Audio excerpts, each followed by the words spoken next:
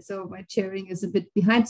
But now I would like to welcome our next speaker, David Manheim, who is a guest speaker at Technical at the Israel Institute of Technology, who will talk about unstable socio-technological systems and climate.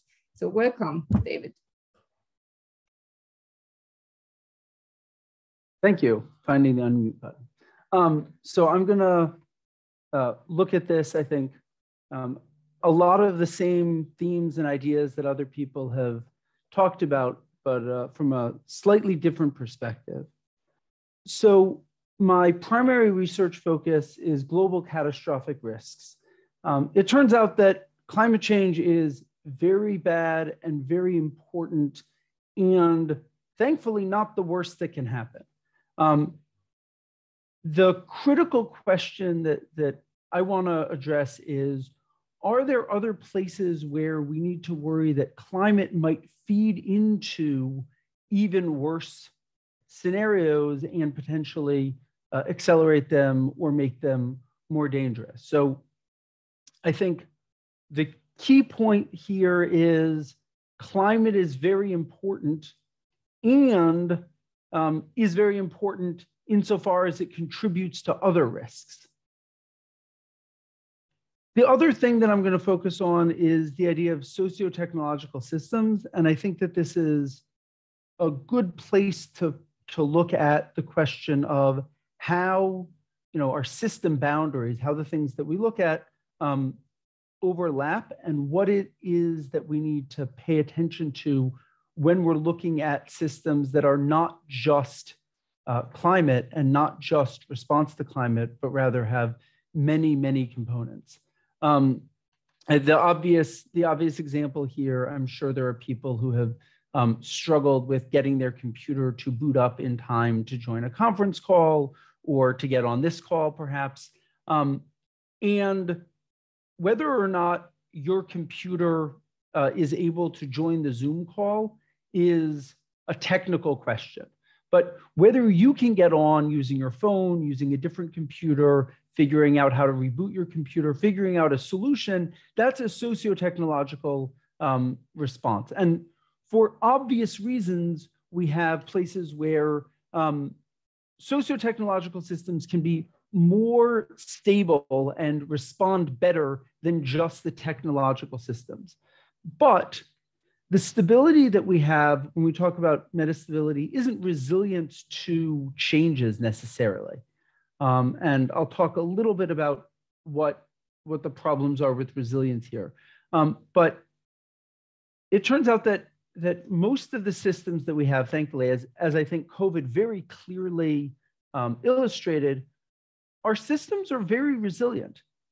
Despite very significant changes, most people continue to have access to food. The toilet paper shortages were temporary where they existed. Most things worked out because people were kind of deeply involved in making sure that that happened.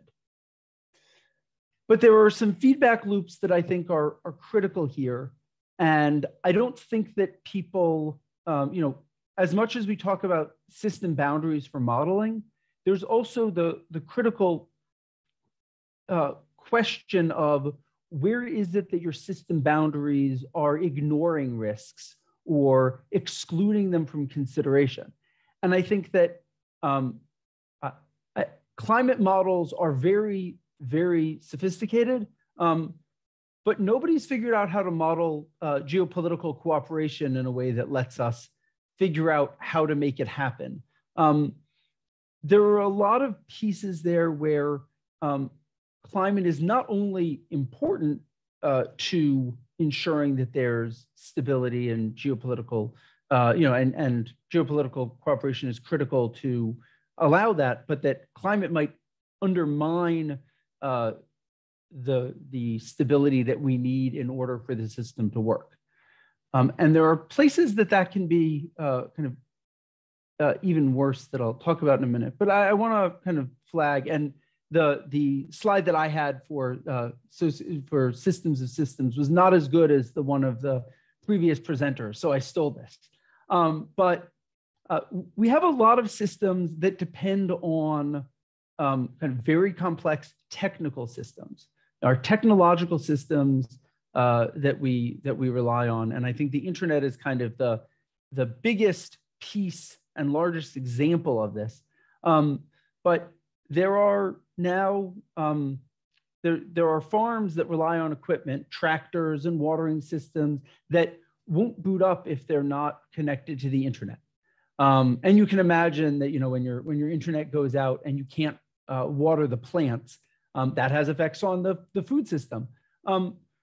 We have a lot of pieces where it's unclear exactly how interconnected these systems are, but a lot of things depend on it continuing to work. And I think, again, going back to the current pandemic, we saw that the technological solutions were critical for allowing stability, because all of us are working remotely right now at this conference. And you know, most of us had the privilege of being able to order food online rather than going to the grocery store. These systems are increasingly critical, and the way in which they interact with the rest of the world is poorly understood.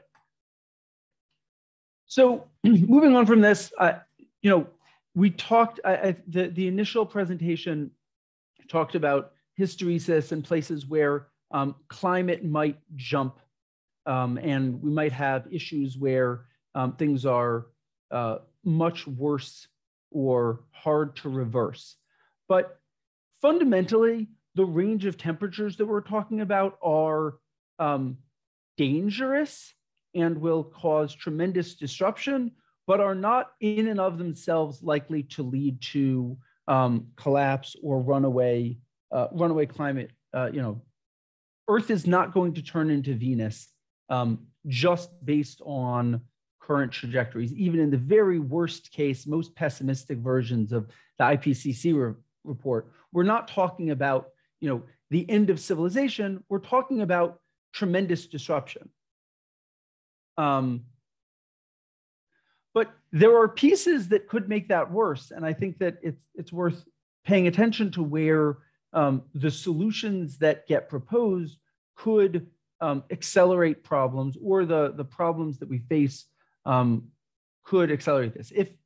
If in 2050 we've baked in enough carbon dioxide and have not actually gotten to net zero or net negative, and something goes wrong, and we don't have the ability to kind of move back from the brink, it's not as though the Earth system will, in any kind of reasonable time frame, right itself. And in fact, it could accelerate. That could be even worse if we talk about geoengineering or solar shielding, where it allows our planet to remain cool despite continuing emissions, where if those systems fail, we have much bigger problems. And as I pointed out before, the climate creates risks to the other systems that we depend on. And it is a problem when record heat waves hit an area. It's an even further problem when the record heat waves also knock out electricity or make telecommunications fail, especially when that kind of can cascade into things like civil disorder. So we need to be cognizant of the fact that the climate impacts could have further effects.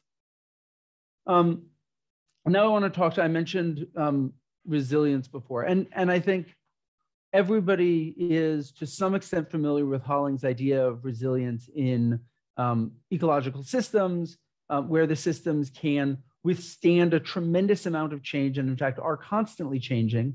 And though that type of resilience, where there are many pieces, many different organisms that can all contribute, isn't the same as what we talk about when we talk about resilience in technological systems, where typically resilience is defined as the system didn't crash, which is a good thing, but is not the same as the ability to withstand potentially very large changes. And the types of things that we do to build resilience in technological systems are not the same. Whereas resilience in socio-technological systems can be more like ecological resilience, can allow a greater degree of flexibility, though they don't necessarily do so. And I think that this is clear when we talk about how it is, and I'm going to go through this very quickly, but how it is that ecological resilience actually happens, where disruption leads to adaptation to a new system, which then can, if things are stable, can lead to stagnation again. But socio-technological things almost always fall apart because we didn't realize what could go wrong. And this is a place where I want to be very clear about a lot of the discussions that I think are going to happen over the next 2 days, 2.5 days, which is building a model of a system is good for mitigating risks that model represents. But it's also very, very fragile to any other type of disruption. And we have a problem, and with this I'll kind of end. We have a problem that the unstable systems that we build, the technological and socio-technological systems, there are deep incentives to ensure that those systems remain kind of only minimally stable. It turns out that making your system not crash is enough to make money. Making your system not crash, even in future situations that you don't currently expect, is not a worthwhile investment for individual companies or for countries that are focused on kind of short-term, making sure everything continues. And I think the critical piece is that fragility in systems of systems is very hard to identify. And everybody who's built models can say, we can do stress tests of the model, but that's not the same as reality. And I think that the critical piece to focus on is each piece should be viewed as worth making more resilient. And that means that obviously we need to be addressing climate as quickly as possible and as robustly as possible. But we also need to make sure that other systems, and these are social systems, that social safety nets, and ensuring that geopolitical systems are working well, and making sure that international geopolitical problems don't spill over and make other things impossible. All of these independently are important to ensure are stable, because otherwise, as soon as we have greater than expected disruption in one system, the fragility of the overall system begins to be not just important, but critical. And unanticipated failures will occur, but they don't necessarily have to be disasters.